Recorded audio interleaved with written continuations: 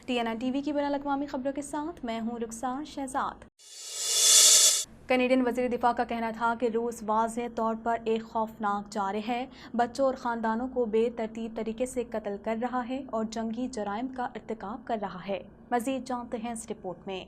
Canada की वज़ीर दिफा ने कहा है कि रूस यूक्रेन में जंगी जराइम का मुर्तकिब हो रहा है। उन्होंने रूस पर यूक्रेन में हालिया हमले के बाद नाकाबिल माफ़ी जारहियत और जंगी जराइम का इल्ज़ाम लगाया, जिसमें 35 अफराद हलाक हो गए थे। उनका कहना था कि इस सूरत हाल में रूस वाज़ेह तौर पर एक खौफनाक जारिह है, बच्चों और ख़ानदानों को बेतरतीब तरीके से कत्ल कर रहा है और जंगी जराइम का इर्तिकाब कर रहा है। रूस ने इस हफ्ते के आखिर में यूक्रेन की मगरबी सरहद से नेटो के रुकन पोलैंड के साथ 25 किलोमीटर से भी कम फासले पर यावरियो में वाक़या बैनुल अक़वामी अमन और सलामती के मरकज पर मिसाइल हमला किया। इस मरकज को यूक्रेन के फौजी एहलकारों को तरबियत देने के लिए इस्तेमाल किया जाता रहा है और इससे कबल ऑपरेशन यूनिफाइड या यूक्रेन में सिक्योरिटी फोर्सेस को तरबियत देने के कनाडा के मिशन के हेडक्वार्टर के तौर पर काम किया जाता है। इस मिशन के हिस्से के तौर पर 33,000 से जायद सिक्योरिटी एहलकारों को तरबियत दी गई है। ये ताज़ा तरीन हमला नाकाबिल माफ़ी रूसी जहरियत की एक और मिसाल है और नेटो इत्तेहाद इस बात को यकीनी बनाने के लिए मुत्तहिद है कि सबसे पहले हर मुमकिन मदद यूक्रेन तक पहुंच सकती है। दूसरा ये कि हम एक इत्तेहादी के तौर पर मुत्तहिद हैं और वाशिंगटन मुआहदे के आर्टिकल 5 की हिमायत में खड़े हैं। पैट्रिक ब्राउन बाज़ाब्ता तौर पर फेडरल कंजर्वेटिव की क़यादत करने की दौड़ में शामिल हो गए हैं, इस वादे के साथ कि वो हालिया बरसों में पार्टी में फूट पड़ने वाले टूट फूट को दूर करेंगे। इस हवाले से मज़ीद जानते हैं। पैट्रिक ब्राउन बाज़ाब्ता तौर पर फेडरल कंजर्वेटिव की क़यादत करने की दौड़ में शामिल हो गए हैं, इस वादे के साथ कि वो हालिया बरसों में पार्टी में फूट पड़ने वाले टूट फूट को दूर करेंगे। 43 साला ने ब्रैम्पटन ओंटारियो में अपनी मुहिम का आगाज किया, जहां वो 2018 से मेयर के तौर पर खिदमत अंजाम दे रहे हैं। उनका कहना था कि मैं चाहता हूं कि वो लोग जिन्होंने कभी कंजर्वेटिव को वोट नहीं दिया और दूसरी पार्टियों को वोट दिया है कि वो हमारे खानदान में खुशामदीद महसूस करें। ब्राउन, जो पार्टी के अंदर एक मेहनती ऑर्गेनाइजर के तौर पर जाने जाते हैं, कंजर्वेटिव क़यादत की दौड़ में शामिल होने वाले 5वें उम्मीदवार हैं, जो पहले ही साबिक वफाकी प्रोग्रेसिव कंजर्वेटिव रहनुमा जैन चार्स्ट और ओटावा के इलाके के MP प्लेयर पॉलिवर की आबादी में है। MP लेस्लियन लियोस और आज़ाद ओंटारियो MPP रोमन बेबर भी इंतखाब लड़ रहे हैं। ब्राउन की सियासी जड़ें ब्रैम्पटन में गहरी हैं और ये मुल्क का वो हिस्सा है जहां कंजर्वेटिव जानते हैं कि अगर वो हुकूमत बनाने की उम्मीद रखते हैं तो उन्हें यहां अपनी हिमायत बढ़ाने की ज़रूरत है। कनाडा के शहर टोरंटो में खौफनाक सड़क हादसा पेश आया, जिसके नतीजे में 5 भारतीय तलबा मौके पर ही हलाक हो गए। मज़ीद जानते हैं इस रिपोर्ट में। कनाडा के शहर टोरंटो में एक खौफनाक सड़क हादसा पेश आया। हफ्ते की सुबह टोरंटो के करीब एक गाड़ी ट्रैक्टर ट्रॉलर से टकरा गई, जिसके नतीजे में 5 भारतीय तलबा मौके पर ही हलाक हो गए। कनाडा में हिंदुस्तानी सफीर अजय बिसारिया ने बताया कि हादसे में 2 दीगर जख्मी हुए और उन्हें अस्पताल ले जाया गया। हलाक होने वाले तलबा की शनाख्त हरप्रीत सिंह, जसपिंदर सिंह, किरण पॉल सिंह, मोहित चौहान और पवन कुमार के तौर पर हुई है। सिफारत खाने के हुक्काम ने कहा कि वो मुतासरीन के दोस्तों से राब्ते में हैं। अजय ने तलबा की मौत पर अफसोस का इजहार किया। मरने वालों की शनाख्त हरप्रीत सिंह, जसपिंदर सिंह, किरण पॉल सिंह, मोहित चौहान और पवन कुमार के तौर पर हुई है। उनकी उम्र 21 से 24 साल के दरमियान थी। पुलिस का कहना है कि ये तमाम अफराद ग्रेटर टोरंटो और मॉन्ट्रियल के इलाकों के तालिबे इल्म थे। वो हाईवे पर मुसाफिर वैन में मगरिब की तरफ सफर कर रहे थे। पुलिस का कहना है कि हादसे के बाद 2 दीगर शदीद जख्मी मुसाफिरों को अस्पताल ले जाया गया, ताहम उन्होंने उनकी हालत के बारे में कोई अपडेट फराहम नहीं की। हादसे की तहकीकात जारी है। इस मामले में अभी तक कोई इल्जाम आयद नहीं किया गया। चीन में कोरोना के नए केसेस की शरह 2 साल की बुलंद सतह पर पहुंच गई, जिसके बाद 1.25 करोड़ आबादी के शहर में लॉकडाउन नाफिज कर दिया गया। मजीद जानते हैं इस रिपोर्ट में। चीन में कोरोना के नए केसेस की शरह 2 साल की बुलंद सतह पर पहुंच गई, जिसके बाद 1.25 करोड़ आबादी पर लॉकडाउन नाफिज कर दिया गया। मीडिया रिपोर्ट के मुताबिक चीन के जीरो कोरोना मुहिम अभी अपने अहदाफ की जानिब गामजन थी कि अचानक यौमिया केसेस में होशरबा इजाफा हो गया, जो गुज़िश्ता 2 बरसों में नए केसेस की सबसे ज्यादा शरह है। चीन में कोरोना केसेस की तादाद 3,400 हो गई है। सबसे ज्यादा मुतासिर होने वाला इलाका शेंज़ेन है, जो टेक्नोलॉजी हब कहलाता है।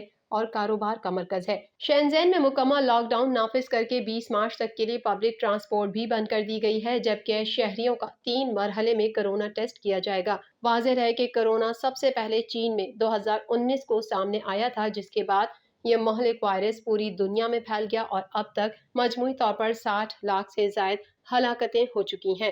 دوسری جانب سابق امریکی صدر براک اوباما کورونا میں مبتلا ہو گئے۔ سابق امریکی صدر براک اوباما کا ٹویٹ میں کہنا تھا کہ ان کا کورونا ٹیسٹ مثبت آیا ہے۔ کچھ روز سے معمولی علامات محسوس ہونے پر کورونا ٹیسٹ کروایا تھا۔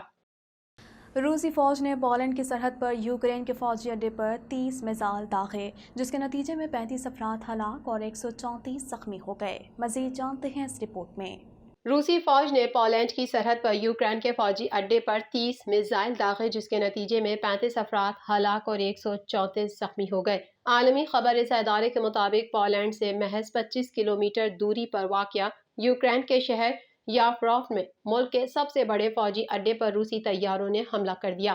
خیال رہے کہ 140 مربع میل پر محیط اس فوجی اڈے میں یوکرینی اہلکاروں کو تربیت دینے کے لیے نیٹو کے ٹرینر بھی موجود رہے ہیں۔ یافروف کے گورنر میکسیکم کوزیٹسی نے میڈیا کو بتایا کہ روسی طیاروں نے Yavoriv international centre for peacekeeping and security پر 30 راکٹ داغے، جن میں کچھ کو فضا میں ہی تباہ کر دیا گیا، تاہم زیادہ تر فوجی اڈے میں گرے۔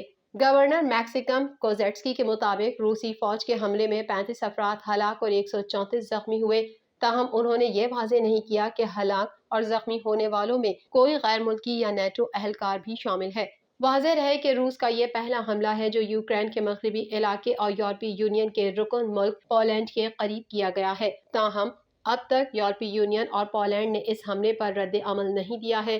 دوسری طرف امریکہ اور روس میں براہ راست تصادم کے خدشات میں اضافہ ہو گیا۔ امریکہ نے یوکرین کو مزید ہتھیار فراہم کرنے کا اعلان کیا ہے۔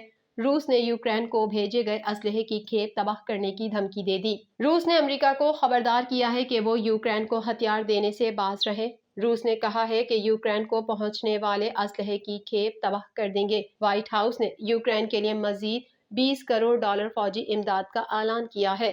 روسی طیارے اور ٹینک تباہ کرنے کے حامل میزائل بھی یوکرین بھیجے جائیں گے۔ روسی وارننگ کے بعد امریکہ اور روس میں براہ راست تصادم کے خدشات میں اضافہ ہو گیا ہے۔ یوکرین میں لڑنے کے لیے روس نے شامی رضاکار بھرتی کرنے کا فیصلہ کر لیا۔ غیر ملکی میڈیا رپورٹس کے مطابق روسی صدر ولادیمیر پوٹن نے اعلان کرتے ہوئے کہا کہ شامی رضاکار یوکرین میں روسی فوج کے شانہ بشانہ لڑ سکتے ہیں۔ یوکرینی صدر کا کہنا تھا کہ پوٹن 16,000 رضاکار یوکرین بھیجنے کا فیصلہ کر چکے ہیں۔ ماسکو نے شام کو تباہ کیا اور اب وہاں سے قاتلوں کو بھرتی کر رہا ہے۔ ادھر امریکی صدر جو بائیڈن نے روسی ہیرو مشروبات اور سمندری خوراک پر پابندی لگاتے ہوئے کہا کہ یوکرین میں براہ راست مداخلت کے امکان کو رد کر دیا ہے۔ وائٹ ہاؤس میں پریس کانفرنس کرتے ہوئے جو بائیڈن نے کہا کہ نیٹو کو روس کے خلاف کھڑا کرنا تیسری جنگ عظیم کا آغاز ہوگا۔ ہم یوکرین میں روس کے خلاف جنگ نہیں لڑیں گے۔ امریکی صدر کا مزید کہنا تھا کہ روس نے کیمیائی ہتھیار استعمال کیا تو سنگین نتائج بھگتنا ہوں گے۔ عراق کے صوبے کردستان کے دارالحکومت اربل میں واقع امریکی قونصل خانے پر رات گئے متعدد میزائل داغے گئے، جس کا ذمہ دار ایران کو ٹھہرایا جا رہا ہے۔ مزید جانتے ہیں اس رپورٹ میں۔ عراقی شہر اربل میں واقع امریکی قونصل خانے پر متعدد بیلسٹک میزائل داغ دیے گئے۔ حملے میں کوئی جانی نقصان نہیں ہوا۔ غیر ملکی میڈیا کے مطابق عراق کے صوبے کردستان کے دارالحکومت اربل میں واقع امریکی قونصل خانے پر رات گئے متعدد میزائل داغے گئے، جس کا ذمہ دار ایران کو ٹھہرایا جا رہا ہے۔ امریکی ذمہ داروں کا کہنا ہے کہ امریکی قونصل خانے میں داغے گئے میزائل ایران کی جانب سے فائر کیے گئے، جس میں کوئی جانی نقصان نہیں ہوا۔ چند روز قبل شام میں اسرائیل کے فضائی حملوں میں ایرانی فوجیوں کی شہادت ہوئی تھی، جس پر ایران نے بدلہ لینے کا عندیہ دیا تھا۔